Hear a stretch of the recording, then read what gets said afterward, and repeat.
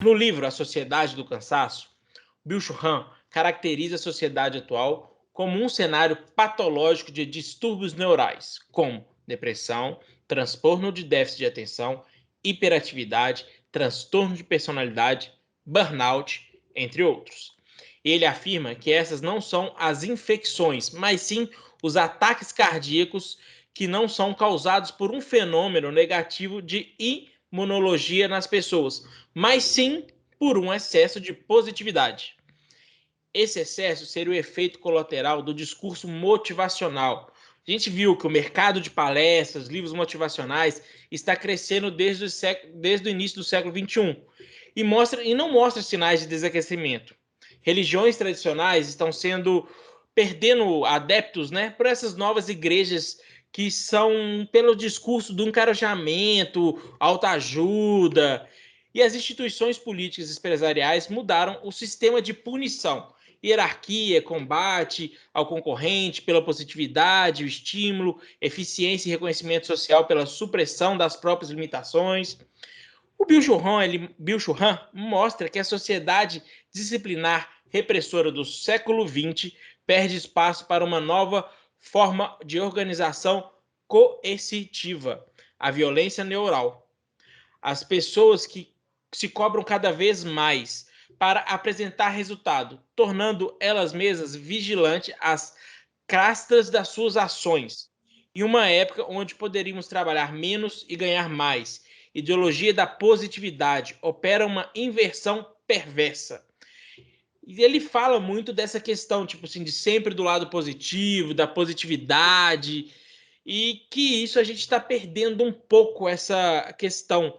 E ele traz esse livro com essas questões que falando que os psicólogos, os gestores, eles não estão entendendo esse problema do século XXI. Você concorda com ele, André, que isso dessa vamos dizer, essa coisa do coach, de motivação, de você sempre tem que estar positivo, que você tem que crescer, que isso pode gerar problemas na mentalidade das pessoas? A gente fala muito, a gente falou, né? Vou ver se deixo aqui no card do filme, do documentário. Fugiu o nome do documentário do Netflix, a gente falou? Da Documentário? Google? Nossa, me fugiu também. Sistema Do das Google? redes? Tá. Das redes sociais. Das redes sociais, eu esqueci. Dilema das redes sociais. Dilema Dilema das redes sociais. Você concorda com ele que esse dilema tá pegando as pessoas? Cara, você já fez um bom resumo do livro aí. Antes de responder essa pergunta, eu vou só falar uma coisa aqui do livro, que eu acho que até o Gustavo vai concordar comigo. Deixa eu fazer uma crítica rápida ao livro. O livro traz uma ideia muito interessante. Quando a gente fala que ele fala da sociedade do cansaço, a maioria das pessoas que eu converso falando sobre o livro, o pessoal fala assim, nossa, mas a cara precisou de escrever um livro para poder falar que a gente está na sociedade do cansaço, está todo mundo vivendo nela aqui, a gente sabe que está todo mundo cansado, não precisa de um livro para isso, não. Só que assim, cara, ele traz uma ideia de um livro que ele faz uma leitura muito mais coerente, muito mais interessante do que simplesmente, nossa, estou trabalhando para caramba, estou cansado. O livro é muito bom, mas o Gustavo vai concordar comigo que agora que o livro poderia ter talvez aí 2/3 do tamanho que ele tem. Em certas partes o livro é um pouco repetitivo. Ou menos, né, André? Em certas partes o livro é um pouco repetitivo, algumas ideias ele discorre demais, tem um momento que ele volta para poder falar a mesma ideia ali e tal. A ideia do livro é bem interessante, mas poderia ter sido um pouco mais sucinto, sabe, cara? Eu acho interessante que ele conversa com alguns autores. O Ricardo falou, eu li, por exemplo, a Sociedade Disciplinar. O Ricardo fez um bom resumo do livro ali. Ele, por exemplo, nessa parte, ele conversa com Foucault, né? Depois ele conversa com Hannah Arendt, entre outros. Agora, essa questão, Ricardo, da positividade, do cansaço, cara, eu acho que sim.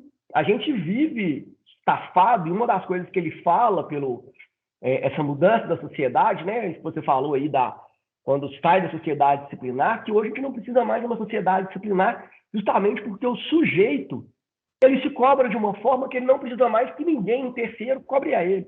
Você não precisa que um Estado cobre ele, ou você não precisa que a empresa cobre ele. Porque o cara entra num excesso de autocobrança, de auto-escravização, chega a usar um termo mais ou menos assim, justamente por esse excesso de positividade. E esse excesso de positividade, ele começa com a gente muito cedo.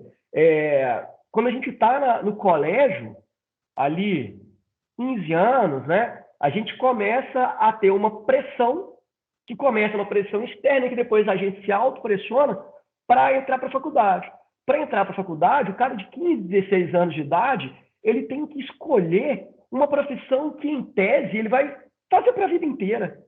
Como que uma pessoa com 15 anos, vocês lembram quando vocês tinham 15 anos, cara? Vocês queriam escolher uma profissão para a vida, vocês queriam balada, queriam festa. Quantas pessoas que têm a capacidade de realmente escolher com 15 anos o que vai fazer, né?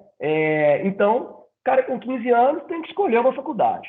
Aos 17, 18, 19, o cara tem que fazer um vestibular. E vem aquela cobrança ali para ele poder entrar no vestibular, entrar para a faculdade. Quando entra para a faculdade, o cara tem a cobrança para poder tirar boas notas, arrumar um estágio, né? Tentar sair da faculdade e, neste meio ou depois, arrumar um emprego. E arrumar um emprego, pós-graduação, mestrado, e por aí vai. Às vezes a gente vê, por exemplo, o pessoal falando, quando comenta sobre ter filhos, né? Sempre você vê a pessoa falando assim, poxa, agora não é hora.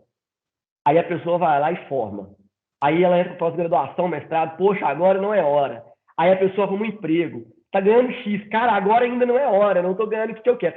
E vira um ciclo sem fim. Então, Ricardo, respondendo aí a sua pergunta e passando a palavra para frente para a gente poder discutir um pouquinho mais sobre o livro, sim, a gente está num ciclo de positividade, de autocobrança, concordo com o Byung-Chul Han, e que é perigoso.